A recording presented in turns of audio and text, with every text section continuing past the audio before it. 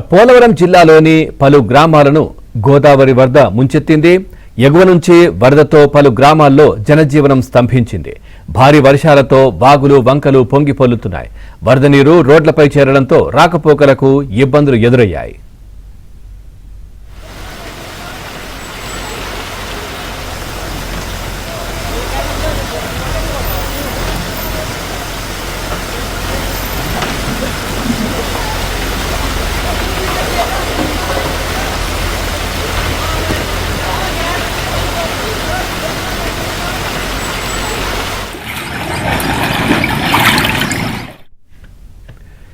చింతూరు ఏజెన్సీలో వరద ఉధృతి పెరుగుతోంది. ఎగువన కురుస్తున్న భారీ వర్షాలతో శబరి నదిలో వరద ప్రవాహం అంతకంతకు పెరుగుతోంది.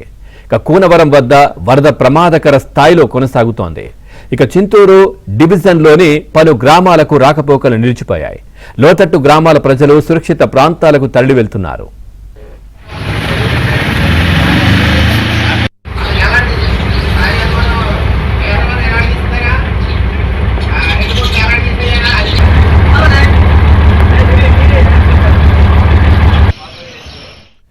ఎగువ నుంచి వస్తున్న వరదతో ధవళేశ్వరం కాటన్ బ్యారేజ్ వద్ద వరద ఉధృతి పెరుగుతోంది. ధవళేశ్వరం వద్ద మొదటి ప్రమాద హెచ్చరిక కొనసాగుతోంది.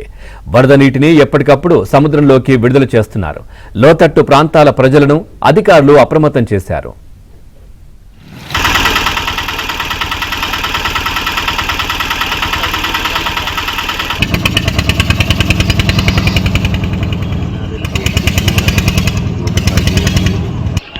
తీసుకున్నారా మొత్తం 30